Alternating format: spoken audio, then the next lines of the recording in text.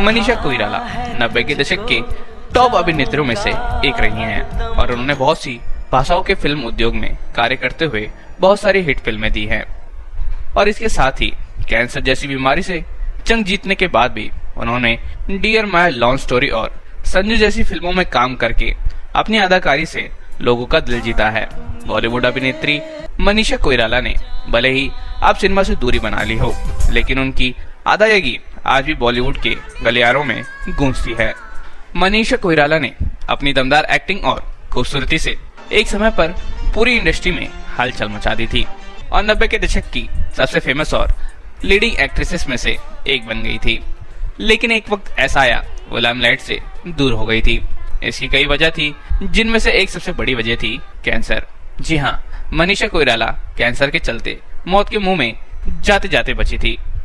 नेपाल के एक बड़े राजनीतिक परिवार से बॉलीवुड में अपनी किस्मत आजमाने आई मनीषा कोइराला ने कभी सोचा भी नहीं होगा कि वो अपनी जिंदगी में इतने उतार चढ़ाव देखेंगी। इतना ही नहीं, इन सब के अलावा भी इनकी लाइफ में ऐसी ऐसी घटनाएं घटी जिसके बारे में सोचकर आपके भी रोंगटे खड़े हो जाएंगे। 16 अगस्त 1970 को नेपाल के काठमांडू में जन्मी मनीषा कोइराला के दादा विश्वेश्वर प्रसाद नेपाल के प्रधानमंत्री रह चुके हैं और पिता प्रकाश राजनीतिक में कैबिनेट मंत्री रह चुके हैं। मनीषा कोइराला, उनकी माताजी का नाम सुषमा कोइराला है और उनके पिता का नाम प्रकाश कोइराला है, जो कि एक पूर्व नेपाली राजनीतिक है। और उनके परिवार में उनके माता पिता के अलावा उनके एक भाई हैं जिनका नाम सिद्धार्थ कोइराला है और वो एक बॉलीवुड अभिनेता हैं। मनीषा की शुरुआती पढ़ाई वाराणसी की बसंत कन्या महाविद्यालय से हुई है। इसके बाद वो सेकेंडरी की पढ़ाई करने के लिए आर्मी पब्लिक स्कूल धौला कुआं नई दिल्ली चली गई। मनीषा बचपन से ही डॉक्टर बनकर दूसरों की सेवा करना चाहती थी, लेकिन मॉडलिंग ने उनके लिए फिल्मी दुनिया के द्वार खोल दिए थे। जिसके बाद मनीषा की शुरुआती पहचान एक नेपाली बॉलीवुड अभिनेत्री के तौर पर बनी। उन्होंने 1989 में नेपाली फिल्म से अपने कैरियर की शुरुआत की। इसके बाद 90 के दशक में उन्होंने कई बड़े बॉलीवुड स्टार जैसे सलमान, शाहरुख, आमिर गोविंदा, संजय दत्त के साथ भी काम किया। हर किसी की तरह मनीषा का भी सफर फिल्मों में आने से पहले बहुत ही मुश्किलों से भरा रहा। उन्होंने इस मुकाम पर पहुंचने से पहले बहुत सी असफलताएं देखी, जिसका उनकी मेहनत पर कोई असर नहीं पड़ा। पीटीआई की रिपोर्ट के मुताबिक मनीषा कोइराला को एक बार ऑडिशन के दौरान एक डायरेक्टर ने बेकार एक्ट्रेस कहकर रिजेक्ट कर दिया।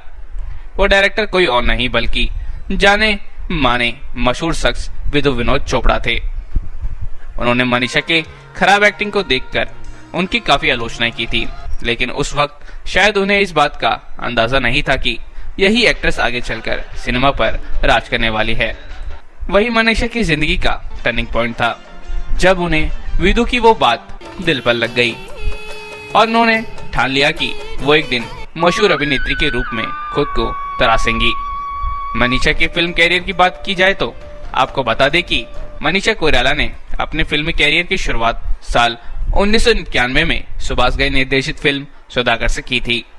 फिल्म में उस समय दो लेजेंड कलाकार राजकुमार, दिलीप कुमार एक साथ बड़े पर्दे पर दिखाई दिए थे।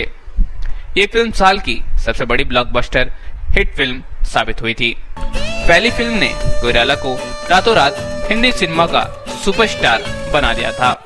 मनीषा कोइराला एक हिंदू परिवार से थी, उसके बावजूद उन्होंने उस दौर में खुद को अभिनय से हिंदी सिनेमा में सर्वश्रेष्ठ अभिनेत्रियों में शुमार कर लिया था।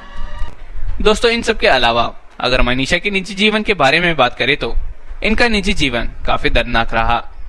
बॉलीवुड को कई बेहतरीन फिल्में देने के बाद एक वक्त ऐसा भी आया जब मनीषा कोइराला का कैरियर ढलान पर जाने लगा। इस गम से उभरने के लिए इस अभिनेत्री ने शराब और ड्रग्स का सहारा लेना शुरू कर दिया। मनीषा कोइराला ने साल 2010 में सम्राट दहल से शादी की, लेकिन ये शादी ज्यादा दिनों तक नहीं चल पाई और साल 2012 में दोनों का तलाक हो गया। दरअसल मनीषा कोइराला और सम्राट एक दूसरे से फेसबुक पर मिले थे। यहीं से दोनों की लव स्टोरी की शुरुआत हुई। सम्राट मनीषा से 7 साल छोटे थे, लेकिन उन्होंने तय कर लिया था कि वो सम्राट दहल से ही शादी करेंगी। मनीषा ने अपने अफेयर को काफी समय तक छुपाए रखा। मनीषा कोइराला ने साल 2000 में सम्राट दहल से शादी की थी। दोनों की शादी रीति रिवाजों के साथ काठमांडू में हुई थी। मनीषा कोइराला और सम्राट दहल के रिश्ते में प्यार का परवान जितनी जल्दी चढ़ा उतनी ही जल्दी उतर भी गया। रिपोर्टर के अनुसार शादी के कुछ समय बाद ही दोनों के रिश्तों में मतभेद की खबरें आने लगी। दोनों के बीच मतभेद इतना बढ़ गया कि इन दोनों ने जल्दी अलग होने का फैसला कर लिया। रिपोर्टर्स के अनुसार उस वक्त मनीषा कोइराला अपने पति के बर्ताव से काफी परेशान हो गई थी। मनीषा कोइराला ने अपने पति पर कई आरोप भी लगाए। मनीषा ने कहा उनका पति उनका सबसे बड़ा दुश्मन है। वो कभी सोच भी नहीं सकती थी कि कोई इंसान अपनी पत्नी के लिए इतना बुरा हो सकता है। यही नहीं, मनीषा कोइराला ने अपने ट्विटर अकाउंट पर एक पोस्ट शेयर कर पति से अलग होने की खबर शेयर की थी। हालांकि पोस्ट कुछ देर बाद ही डिलीट कर दिया गया था। इसी के बाद से ही दोनों के बीच तलाक की खबरें भी आनी शुरू हो गई थी और फाइनली 2012 में जाकर दोनों का तलाक हो गया। आपको बता दें कि मनीषा कोइराला जब अपने फिल्म कैरियर के पिक पर थी तब उनका नाम एक्टर नाना पाटेकर के साथ भी जोड़ा गया था। हालांकि ये रिश्ता शादी तक नहीं पहुंच सका। इन सारी चीजों को झेलते झेलते मनीषा इतनी ज्यादा टूट गई कि उन्हें इन सब को भुलाने के लिए दारू और ड्रग्स का सहारा लेना पड़ गया था। साल 2012 में मनीषा की तबीयत अचानक कुछ ज्यादा ही खराब हो गई, जिसके बाद वो मुंबई के 10 लोग हॉस्पिटल में इलाज के लिए भर्ती हुई। इलाज के दौरान उन्हें पता चला कि उनके गर्भाशय में कैंसर है। इस खबर की बात से तो जैसे मनीषा के पैरों तले जमीन खिसक गई। वो कुछ सोच नहीं पा रही थी। उन्हें लग रहा था कि ये कैंसर उनको मार डालेगा। हालांकि इसके बाद मनीषा कोइराला ने न्यूयॉर्क में अपना इलाज करवाया।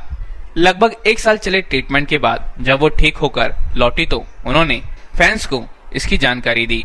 कैंसर से उभरने के बाद मनीषा कोइराला ने अपनी किताब healed how cancer give me a new life launch की।